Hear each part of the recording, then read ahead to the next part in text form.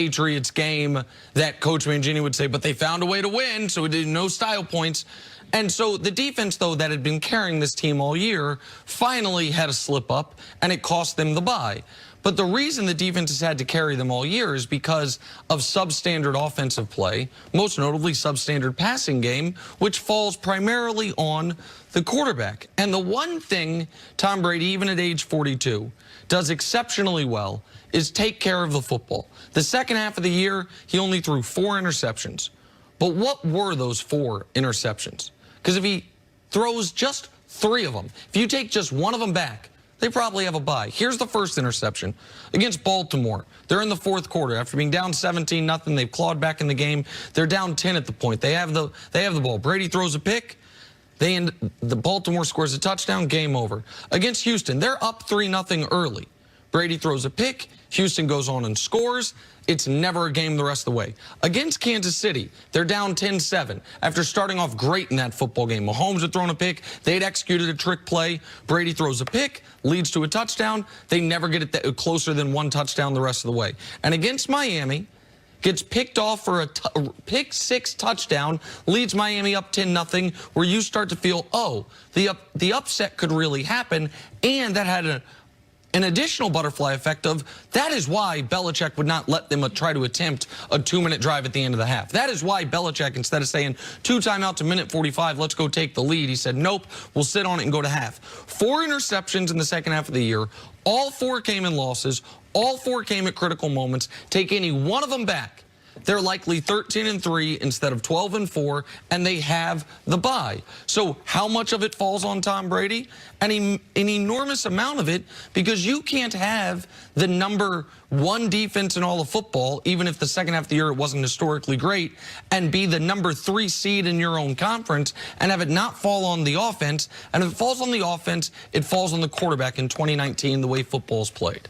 I don't necessarily think it's all Tom Brady's fault and it falls so much on him. You know, the offense is what it is this year. Usually they're an offensive-driven team, but this year it's not the same thing. They counted on it being an offensive-driven team at the beginning of the season when they had Antonio Brown, a healthy Julian Edelman. They drafted a first-rounder in N'Keal Harry, so they wanted their offense to be the driving force of this team. But when Antonio Brown left, Josh Gordon left, Edelman's been hurt all year. They're just not the same team. They need this defense to play well to win every game this year. They're not getting separation on the outsides, and it's frustration on Tom Brady. You know, that's why he's making a lot of error throws. He's rattled all game because the pass rushers are getting to him. It's just he's flustered right now. He's trying to force things right now. His receivers aren't getting open, so he's going to need this defense to play well. Yes, he threw a pick 6 to Eric Rowe, which was big in this game, but the defense didn't help him out at all. And I think for him to win this playoff game and for him to win the rest of the season, the defense has to play well because they just don't have the personnel on offense to win these games, Tom Brady alone. I think all those 4 interceptions, both of you guys are right. A lot of the fault goes to Tom Brady, but I think you got to even look past Tom Brady. They had Antonio Brown. Tom Brady didn't want to get rid of him. They had, obviously Gordon. He got moved around, different things. They needed to find someone to replace Antonio Brown. They needed to find someone to replace Gronk before that. That fault falls directly on the shoulders of Bill Belichick.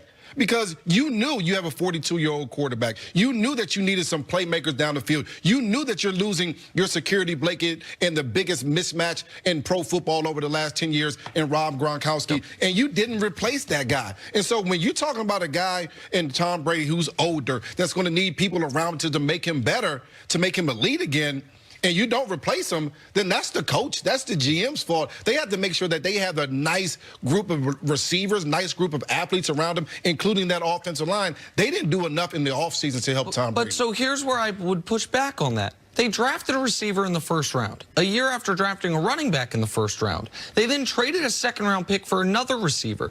Now, maybe they just missed on all those guys. Or maybe N'Keal Harry is not having the success, and I know he was hurt for part of the year, that some of these other rookie receivers are having, because DK Metcalf gets to play with Russell Wilson, and McCole Hardman gets to play with Patrick Mahomes. And A.J. Brown, who has been sensational, and I can't believe I'm saying this, gets to play with Ryan Tannehill, who this year is playing out of his mind. Mohamed Sanu and Emmanuel Sanders were both traded for hours apart. Emmanuel Sanders has been an impact player. Maybe they traded for the wrong guy because they traded for Sanu first. Or maybe it's that Sanu would look as good as he looks in New England if he were with Jimmy Garoppolo, and Emmanuel Sanders would look like the hell happened to Emmanuel Sanders if he were in New England. The common thread here is the quarterback play. Or maybe they needed a Gronk. Maybe that the way that Belichick used that tight end in that offense was the difference. And you see, Brady needs him. Brady needs him in the playoffs. Brady needs him as the one or two, those one or two catches that he's not getting at the end of games. Maybe that was the one position of all the moves they made that they didn't replace this year. And Gronk was the safety blanket, but where do the Patriots go from here? Because Brady is just going to get older. Do they get another receiver in the first round to create weapons around him? What do New England do from here to make sure they are successful? Like, I don't know. Like, you mean looking ahead to Tennessee like looking into next year? Looking into next year. Wow. They have to find themselves a deep threat. They need to find themselves a consistent nature in the offensive line, first of all. They want to get that run game going the same way that they did towards the end of last year with Sony Michel. They tried to get it going last week. Sony Michel actually had a pretty successful day against the Dolphins, but they need that deep threat. They need that thing that's going to threaten the defense, that's going to put fear into a defense. Tom Brady isn't getting any younger. He's not in the situation where he can carry this team like he did 10 years ago. At this point, you need better players around him. You're absolutely right. They have to find someone that can be a mismatch like Gronk was. All right, so a few quick points. One is to answer your question. What they do next year is I believe they are going to have a new quarterback. The New England Patriots refused to give Tom Brady a contract extension when in his previous 3 years he had done, in order, the greatest comeback in Super Bowl history, then won the league MVP, then won another Super Bowl. That was his resume of the 3 years prior to this offseason, and he's still saying for his supper, and they said, no, you can't have it. We will not extend you. If they wouldn't extend him then at age 41, coming off of all the things he had just done, this year at age 42, when they don't get a bye, when his numbers are as bad as they are. So that's the first point. Second point, I think it is disrespectful to Brady's greatness historically to say, well, if he doesn't have the greatest tight end ever, arguably, how can he function? He didn't used to need the greatest tight end ever. They won a Super Bowl one year when Gronk was hurt. But he's not the greatest ever anymore. Well, and that leads... In not bringing him back, you are doing him So that leads to the final point, which is it is not just that he's not the greatest ever anymore. It's that over the second half of the season, he hasn't been the greatest ever. He hasn't been great. He hasn't been good. He hasn't been average. He's been really bad. We used the Peyton Manning, the final year in Denver example, and they, by the way, did win that Super Bowl, but that defense was really great, better than this Patriots defense. And we've been saying, well, Brady hasn't deteriorated to that level, Peyton Manning in 2015. Well, look at Brady's last 8 games and tell me what level it is. Last 8 games, he's 32nd in the league in completion percentage, 30th in yards per pass, and 27th in passer rating.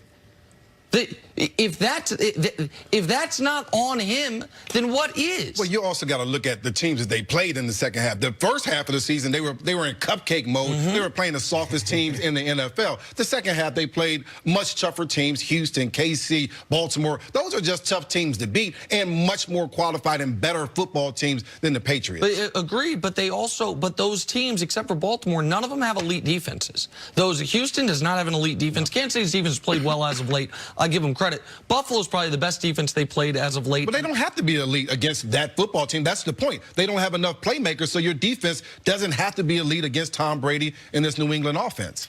All right, we got to take a break. Brandon, stick around. Coming up, does anybody want to coach Baker Mayfield? Show of hands. Next on First and Friends. Means they are planning this week. How much of that do you put on Tom Brady, Nick? Oh, an enormous amount.